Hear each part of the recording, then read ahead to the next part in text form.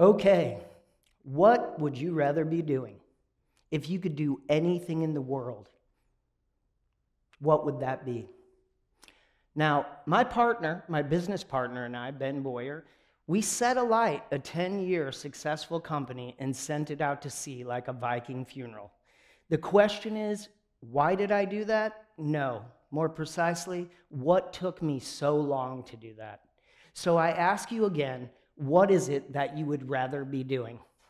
Now, if the answer to that is nothing, then this talk probably isn't going to help you. And the truth is you could probably take a nap right now. But for the rest of us, and especially those in this room who are doing something that they absolutely hate for money, this may be helpful. I believe the transitioning to the thing that you would rather be doing lies mostly in understanding our creativity, our fear, and how these two things are linked together. Now, creativity, from the root word create, which means bring something into existence. It means to make something happen by one's own hand, to do the scary thing you've never done, and then fear, the thing that keeps us from doing that. Now, this relationship, when written, looks like this. Letting go of fear actually is being creative. It's the very first step in being creative. And in reality, the math is super complex. So if you don't get it, that's going to be okay. Right? Not too bad. Probably looks a lot more like this right here. Now, here's the deal. I hear what you're saying. Little man, what is with all the babbling? Get to the point. Show us the science, to which I reply, here it is right here.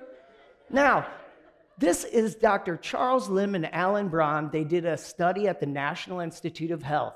They took a jazz musician, they slid him into an MRI, and they scanned his brain in real time. What they saw there was absolutely amazing. What they didn't see was even more amazing, and I think both lend themselves as evidence for my previous claim. Now, first of all, I would like to thank Dr. Charles Lim, who allowed me to use this slide from his TED Talk, and it is awesome. So if you haven't seen that, check it out. In the medial prefrontal cortex of the brain, this is the area shown obviously at the end of these arrows, it is highly activated. This area of the brain is a communication center, and it's all about language, and it is a creative epicenter. You would expect this to light up. But as you can see, creativity is all over the brain. But what is more exciting is what did not happen in this, the dorsolateral prefrontal cortex of the brain. Now, this area is all about, did I just walk out here with my zipper down? Yeah, this is a feeling like, oh my God, I hope nobody in here is really, zeroing in on the fact that I'm slightly shorter than average. That feeling, that self-critical feeling, this nagging thing in your brain, it's all about inhibition. Yeah, it's all about feeling self-conscious. So, what did we learn there? Well, actually, what we've learned is not conclusive evidence, but there is causality, and the reality is that these things are linked. When you are having a super creative moment, you are not sidetracked with this feeling of fear. Now, what is creativity? Creativity actually just means that you are doing something that you have never done before, and you're just going to be open to the idea of any outcome. Even failure, which happens all the time statistically. Now, failure, let's examine. This is a thing that you've done where you didn't get 100% right answer on your very first try at its highest optimization. Big whoop-de-doo, am I right? Now, this failure success line that we're talking about, this is totally arbitrary. You are doing the experiment. You can place any labels on it that you want. You could slide this thing right into the trash. It's meaningless. Now, fear. What kind of fear? Start with this. Creativity. I'm not creative. I can't draw a pirate or a turtle. Yeah, I don't play the guitar. Well, that's ridiculous. Each and every single person is creative in their unique own way. You could have a creative moment while you're filling out your insurance paperwork or maybe some tax documents. Now, I know I couldn't, and I've really never met anybody that could have that happen, but they are out there because it's unique to all of us. Now, when you say I'm not creative, what you are really doing is using the number one excuse for not trying, whether you know that or not, and it is almost always sponsored by fear. What kind of fear? Okay, let's say that a charging bear is afoot, and I am looking as big as I can, and I'm not running. I have currently wet myself. Yes. Okay, first of all, tall people, am I right? What's with that methodology of escape? Well, the good news is that's not even the fear we are talking about. It is not a fight or flight fear. It's not this feeling of running from a dinosaur. It's a totally different, unique, two-part, ridiculous fear. It is meaningless. First of all, what will they think? And second of all, what if it doesn't work out? And now, spoiler alert, who cares? It won't get on with it. Thank you. Just kidding, that's not the end. Check out my MRI. Yeah, let's have a look at this. Let's really drill down on what fear looks like. Now, that is really not my MRI. But this is what fear feels like in the human brain, my tiny human brain. Yes, this time-traveling monkey will not shut its pie hole. It is always talking about the future, how it's not going to work out, using terms like dire consequences, financial ruin, and anxiety. Then back to the past for a little R&R and R. Yeah, resentment, remorse, and regret. Now, I hope y'all save room because the monkey made guilt cupcakes. Yes, this monkey will not shut up. But I have two monkey solutions. First, have a look at this. The Buddhists will tell you, do not try to control this monkey. This monkey is not you. Just hear the monkey. You're not there to fix this thought. You're not here to analyze this fear. You just let it come into the mind and then let it go. I find for thoughts and for fear and for a lot of emotions, this is quite helpful, this third-party observation. Now, first monkey solution, turn the monkey into breath. Yes, this is called on the street meditation, and it is extremely difficult. And if you've ever tried to meditate, you can see the value in it. The mind, it is unyielding and unwieldy. But this is not my favorite. My favorite monkey solution is to hypnotize the monkey. Yes, this is to enter the state of flow. Now, flow is the work of Dr. Mihai Csikszentmihalyi, and he found that people suffering great atrocities in their everyday life could still find an easiness and a satisfaction in what it is they were doing, despite these external circumstances. Now, flow, what is flow? Flow actually means that you are in the moment. People say all the time, I'm just trying to stay in the moment. I'm just trying to stay in the moment. Well, to stay in the moment actually means that you are thinking about what you're doing while you're doing it. Pretty straightforward. Now, Csikszentmihalyi, he says that flow is a place where the challenge that you are facing directly mates with your skill set, creating a beautiful thin area where time stands still. If this task is too hard for you, you are pulling your hair out, and if it is too easy, you are sticking number 2 pencils in the acoustic ceiling tiles of your mind, bored to death. Now, flow. I find empirically that I cannot be in a flow state when anything else is going on, any other weird emotion. It could be anger, anxiety, frustration. It can be a number of things. Now, I get a flow state, snowboarding, fly fishing, walking in the woods. I get it noodling on the guitar, sculpting. Yeah, a lot of different ways. And I'm sure everybody in this room has had this moment where time stood still. It's unique to each and every one of us. But I hear you out there. How do you know you've been in a flow state? Well, it's this, my unique canary in the coal mine. This warm beer, it is not touched. The lid is off, but it is 3 hours old and flat as a pancake. When I see this, I look up, and every single time I laugh out loud because I realize I'm in baggage claim coming back from a totally different world. It's awesome. What do? I celebrate. Yeah. Okay. Dr. E. Paul Torrance, another amazing creative, 50 years of work on creativity. Yeah, he has 30 different languages that his work has been translated into, 1,800 publications. This guy is a powerhouse. The Torrance test of creative thinking, the #1 test used in the United States to find creative talent. Now, Torrance says, and this is awesome, that surprisingly, when you're looking for gifted children, gifted students, and you're using IQ testing, what you're doing is actually missing 70% of the time, equally gifted students using creative criterion. Now, I remember the ACT, I remember the SAT, I really don't remember the TTCT. So if you're stupid like I am, maybe we just got missed in the 70%. Maybe we're creative.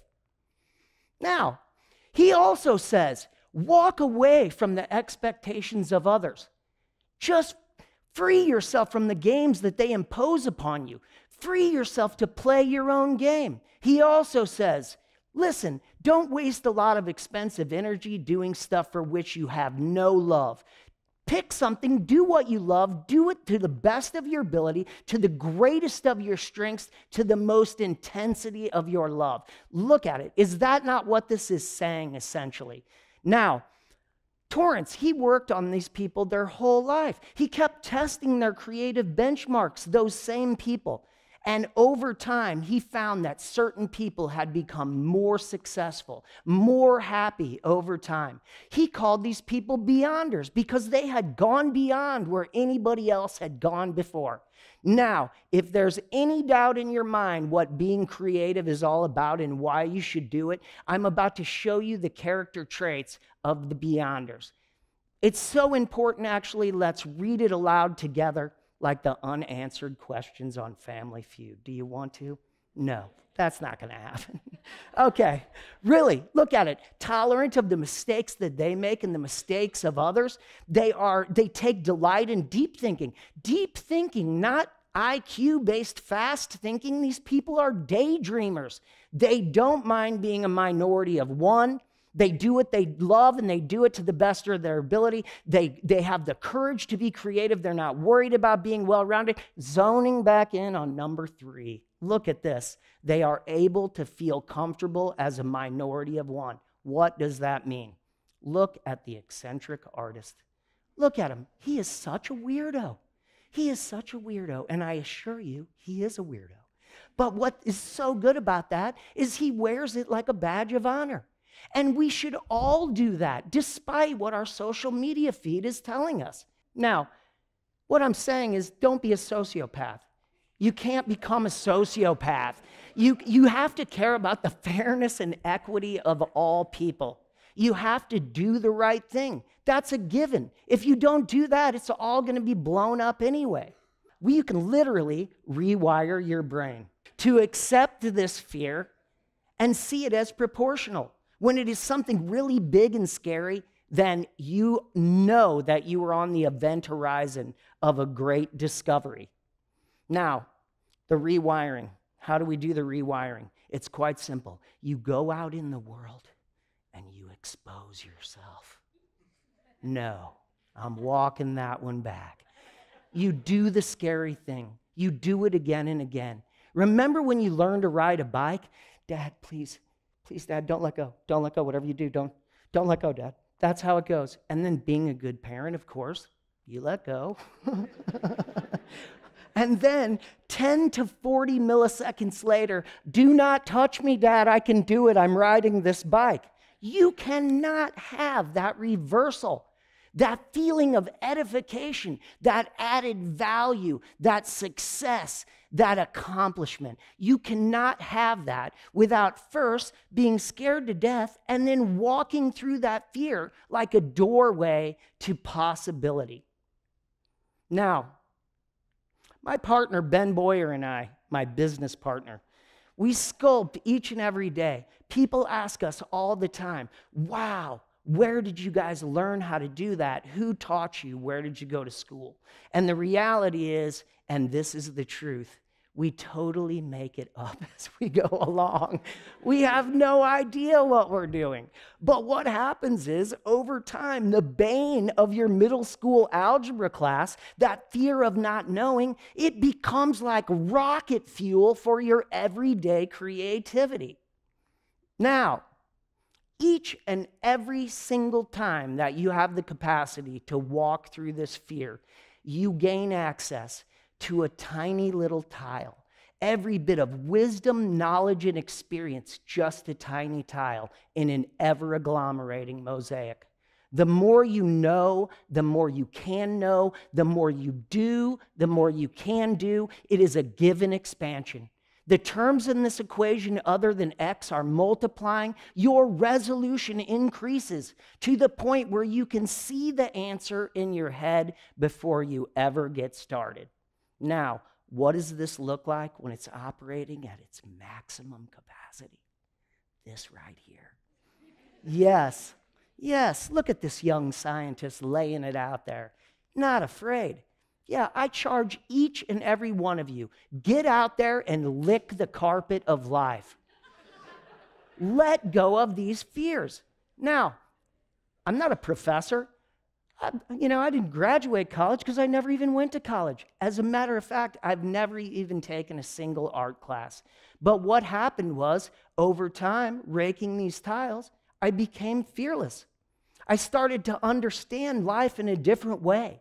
The clothes, the car, the nonsense, I just let it go. I got on with the living. I got on with expanding my fractal. Now, I've done a lot of things in my life. I've been a nuclear power plant operator. I've did 10 years of research on a plasma process, owned 3 of my own companies, tile. When they all came in, you know what I saw so clearly? I would rather be sculpting. Now, Dorothy, she did a lot of things before she clicked her heels together and just went right on home. But the truth is, in the end, it is just a heel click. Young people, I am here from the future, to deliver this simple message.